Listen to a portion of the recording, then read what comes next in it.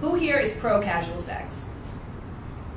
Today I am so excited to bring to you guys this conversation I had, this candid conversation on casual sex that I did in partnership with an app called Pure, which is exclusively for people interested in finding someone to hook up with, not necessarily to couple up with. So it's been a while for me since I have been in the casual sex market. Mind you, I did do it years ago, but I wanted to find people who had some relevant and relative experience to share with you guys. And so I invited 6 beautiful women into my home and had a very naked conversation where some cool things were said like this. But I do love all manner of men. I'm attracted to gay men, bisexual men, trans men.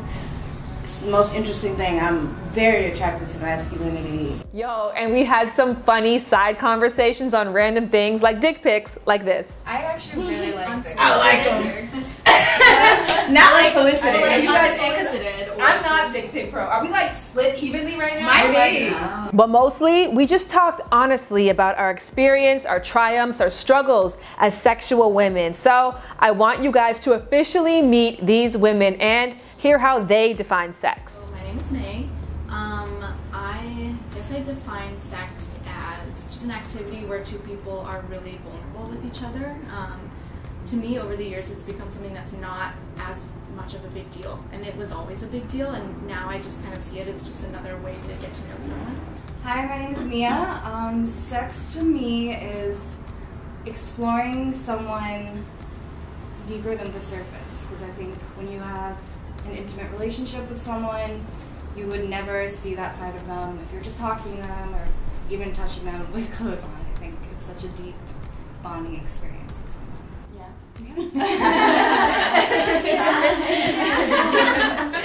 I'm Sheza, and sex is simply the most integral part of the human experience. I guess to me, that's how I look at it. I feel you on so many levels with that answer.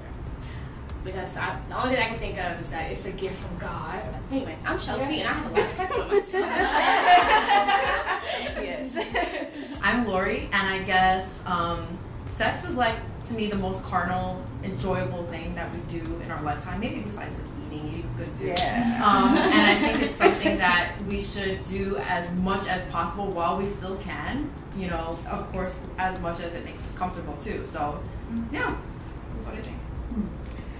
I'm Colleen, and what they said, but also I think for me sex is the closest thing I know to magic. So magic. Sex is magic. Shan. See, no, you will let me go. My channel. I think that sex is up to the individual to define what it is, what it includes. I think sex is expansive, open, and it's limitless.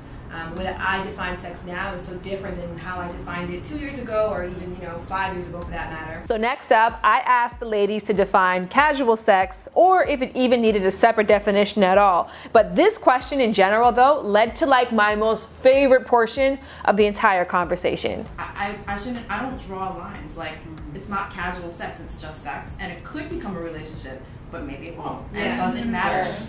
That's, and I feel like that makes it more, because like calling it casual sex almost gives the other kind of sex something, a negative connotation, or it others it, and it's really just sex at the end of the day. Like, if it's a situation where you're not in a partnership having sex, to me, it's really good if we can both hold our shit together enough to completely let go in this moment and respect each other. I feel like even with me just recently, I was in a casual relationship with someone, and I found myself thinking like, oh, like when is he gonna ask me to be his girlfriend? You know, like when are we gonna define this? And you shouldn't have to have that thought. I feel like people push it on you, like, oh, you're having sex with this guy. You should definitely talk about what this is, and you should just have sex if you want to just have sex. And it's also ridiculous to expect to know whether you want to have a relationship with someone just because you slept with them. Yeah. Like, I mean, yes, it's very intimate. You do need to know what they're like in bed, but like there's so much more about them. Like they could be the best thing that ever happened in your bedroom. That doesn't mean you want to be with them. I'm going to ask about this one because this is a thing that a lot of, I think, women share amongst each other. This idea that soul ties. That when you invite someone into your body, like you are intrinsically tied to that person. Does that feel true to you? It does not feel true to me. No. It's never felt true to me either. I've always thought that was kind of a weird thing. Like, no, I've been hurt more by friendships than people I've had sex with. Mm-hmm. Like, my partnership right now is completely platonic.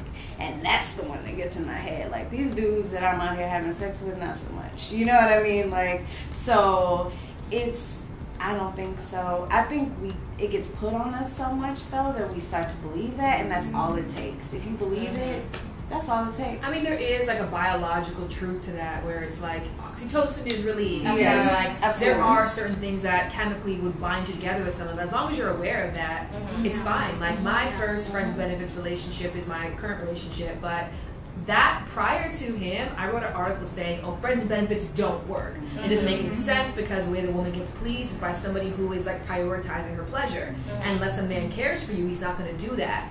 And I was in like a long-term relationship. I got into that, and then I was like, I want to fuck someone new. Like, it was just like, that was an idea in my mind. And then I was auditioning dudes. Like, I would bring them over, make out, and be like, not you. You know, it's not you. And then when I found the right one, I was like, you. And then we engaged in a long-term, successful friends with benefits where, like, that was clear that that's all that was. And it was so freeing and positive, and the best sex of my life, and all of those things. But, like, it was a matter of me having to control sort of about my biology, because I knew the choice that I made was more powerful than the choice my body wanted to make. Yeah. Right. I find there's an intimacy bond when you have it, and it's usually lasts about 72 hours, I find, where after there's something that does feel a little, but I also feel that way about Cheetos. You know? Yes. And you gotta break it. Yes. And you know those Cheetos are in there, right? Yeah. After a while, like you go cold turkey and you're okay. I want to say, like, going back to the friends with benefits thing, I don't know if this is like super logical of me, but I just had this experience like a few weeks ago, and I find that if I can have a friend and I can look at this friend that I have really good sex with, and I can look at him and say, like, there is a characteristic about you that I know in like a long-term partnership would not work out. I can relate to you on the compartmentalization aspect of it, because the same way relationship wise, that is not always good. Sex wise, chemistry wise, a little bit of adventure, perfect. And then it puts me in a position where, like, I don't have to judge you for being a fuckboy. You don't have to judge me, for being a free-spirited woman or whatever, society has told us to think about each other, because I am no longer putting the pressure that just because I'm having sex with this person, now we gotta think about being in a relationship. Because really, honestly, the dudes that I find always beautiful and attractive and intriguing, I find those things in them because of some characteristics that just wouldn't make them good partners. And that's okay. You don't have to be a good partner. You know what I mean? Yeah. Like, you don't have to be that. You can be a good sexual partner. Yes, That's what your role a good is. sexual partner. I was looking at like a career or a good job. You hire people for the given role. Yes. I wouldn't give the CEO responsibilities to the mail boy. Yes. Like, if you're the mail boy, that's what I hired you for, and I'm happy as long as you're satisfying those needs. So in a world where this kind of mindset is absolutely not applauded, I was curious, how did these women come to embrace it? Growing up in the South, growing up in Texas, it's the one place where people won't practice but will still call themselves a Christian. And so having that on me, I just went through a lot of struggle with how I felt about sex, because I was a horny kid.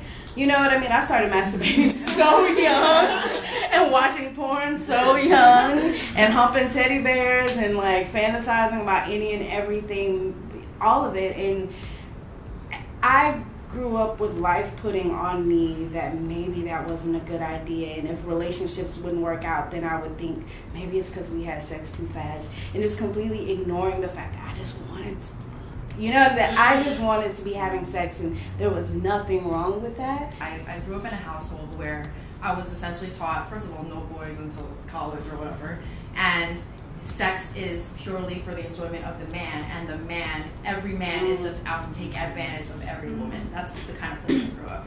And I sort of like instinctively always felt like that can't be right. I lost my virginity with a guy when I was 14, and we were in love, we stayed together for 3 years, but ever since that part opened, when I discovered sex, I was like, wow, there's so many different people I can have sex with. Like, there's not just this guy. So yeah, that's how I experienced sex for myself. I just really wanted to experience other people. That's why, like, I really love to embrace the hashtag How Is Life, because it, like, you know, it normalizes this idea that women who are open and sexual are hoes, but it's this idea that being a woman who's free that's life, and that's beautiful. One of my favorite parts of online dating is that no longer is it a solo sport. It can absolutely be a thing that you do with a group of friends. Like, taking my friend's phone and swiping for them is like one of my favorite activities, and so I wanted to bring that spirit to these group of women. So I had everyone download the app and try it for the very first time on camera. Now, Pure is an app designed for awesome people who are interested in hooking up. Now, what's cool about it is that it is a 1-hour experience. You put out a request saying that you're down for a hookup, they find people in your area, you match, and then you have an hour to chat. If you guys don't come to an agreement in that hour, the conversation disappears. And aside from that, everything disappears. They don't log any information about their users, and best of all, it's available on the Android and on iPhone worldwide. But because it is a city app, it's most active in certain cities like London, Moscow, New York, and Los Angeles. And what do you guys know? We just so happen to be in Los Angeles. Well, I do want to try the app right now, so for any of you guys at home, if you want to try along with us, it's free for women, which we all happen to be cis women, so let's go ahead and look, you guys see, I already did this yesterday. This is my trap photo last Should I put a sexier photo then? No, I think it's whatever, I mean, whatever you want. Yeah. Oh wow, I just got one. Oh, you just got what? I just found a dick pic. Yeah. Oh really? That's nice. See, that's nice. So when it says he's down for a meeting, does that mean they liked you? Yeah, it means like they put yes. Yeah. Would you yes anybody here? I'm looking. There's a cute guy. Oh my god. I appreciate this guy. Because he's keeping it real. Yeah. You know what I mean? Like, just being very clear what to expect. Yeah. He's got some class. He does. So is it just an hourly thing? Because every hour it because says... at the bottom, this is my request. You can cancel your request. So you can put delete now. So if you say me too, what happens? Are we meeting? No, then the chat opens up. I'm going to chat with this guy. Now, if you are sitting at home thinking, could casual sex play a positive role in your sex life? I asked the ladies to provide some advice just for you. Once I started just being in the moment and, you know, remembering or visualizing this golden crown on my head, that I'm a queen and it's I hold the power, then I stopped giving other people power. So that has been very liberating to where it's like, yeah, you can give me head, that would be great. All right, thank you for the tune-up, that's great. I feel like, especially nowadays, we just have to say fuck the system and fuck what everyone thinks, especially with the man that is running our country right now. Just do what you want, and I know that's so hard for a lot of women to do, especially when you have so many people coming at you like, oh, that's wrong, don't do this, like, be a woman. But no, I am being a woman, you know? I'm being my type of woman. Yeah. I think that at the same time, I agree with all that, but also women have to be very real with themselves, because I do have, I've sort of come into this thinking in an older age. I have a lot of friends who are still very inhibited, and I think there are people out there who really can't handle it. Yeah. And I think that if you really think you can't, you shouldn't try until you're ready. Because there are women who will be like, you know what, I will try this whole sexual liberation thing, and then they go and fall in love with like the first guy they sleep with. It can be sometimes even more damaging than it is helpful. Because you just said everything that I wanted to say, because that is it. You just know yourself. You know if you're somebody who you might really want to experience sex only with one person in the context of this very intimate relationship. There is nothing wrong with that, as long as you're constantly honoring your desires. Yes. You know what I mean? And it's just, the only advice I would give is constantly question whether your feelings are your own. I will be like, I am this way and I'm this way, and then 2 years later I'm doing something I swore I never would do. And then that's cool too, though, because that could have been your truth 2 years ago. Exactly. And I'm more give open. yourself that space, that flexibility to say, like, casual sex is a no for me right now. And then 2 years later, and I've been that person, you know, like I've existed in all spectrums, and I'm proud of that, and like I'm proud of my contradictions. And to me, that's what freedom is as a woman. In a 2013 paper by Social Science Research, it found that 28% of men and 4% of women said that they would lose respect for women, but not men, who hooked up frequently. So there's no denying that there is a stigma and probably will continue to be one. And I want to know, how do women who enjoy casual sex combat that? There's this stigma, and you know, it's a taboo for women to even just be talking about sex, which is silly to me. But to get through that, I try to be, I'm just transparent about it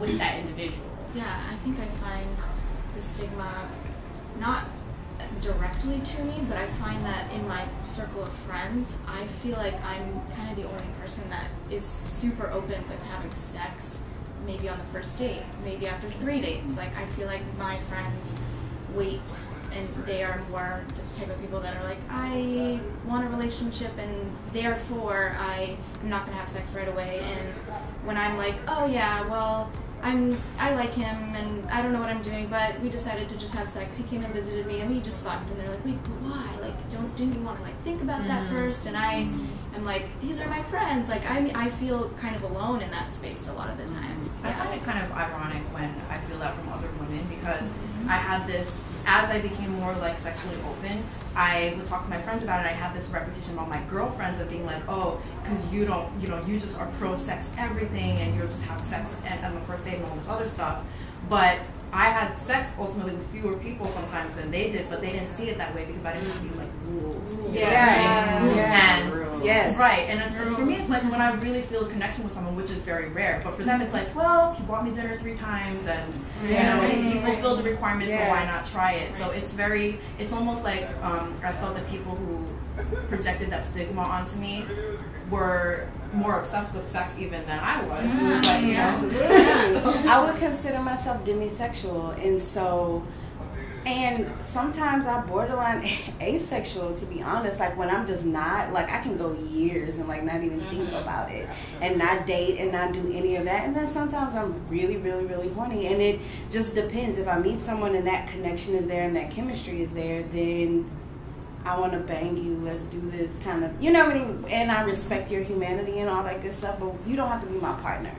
And that's the only place for me that the stigma gets on my nerves, is with because this is a partner situation for this moment, right?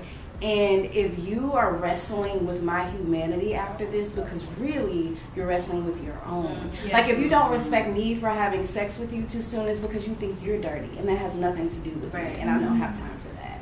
All right, so last but definitely not least, you should never have a conversation about sex, whether it's with 7 women or just one person, without discussing safe sex. All right, guys, so we are finished playing right now. Are we finished playing right now? Put it away! I'll get back to Jack later. How do you address or broach the topic of safe sex when it comes to casual sex? I keep condoms with me. If you look in my wallet, I have them in different purses. There's at least one. If there's 2, that have 2 different sizes. Not trying to discriminate, but I mean, it's there. So there's never like, oh, I don't have one, because I always have one. I think that's really important. For me, it's a standard.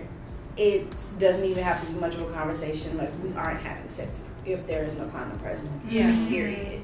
I'm very, nope, not my body. And there are also ways to ask about it without making it into an interview sometimes. Because like, people who are ignorant about their sexual health, it comes out so easily. I've been shocked by the things that some people say. Like, I've had, and this was like just a friend, but my friend was like, oh, I mean, I've never had contact with, you know, the sex industry, so why should I get tested? Like, if we're gonna exchange body fluids, that conversation should be the easiest part. Exactly. Yes. It's not. I've finally gotten to the point of being brave enough to not give oral sex until I know that person has been tested. And I feel like that took me a while to be able to have that conversation, but I'm like, okay, I'm not gonna just touch anything, and I'm not gonna do it.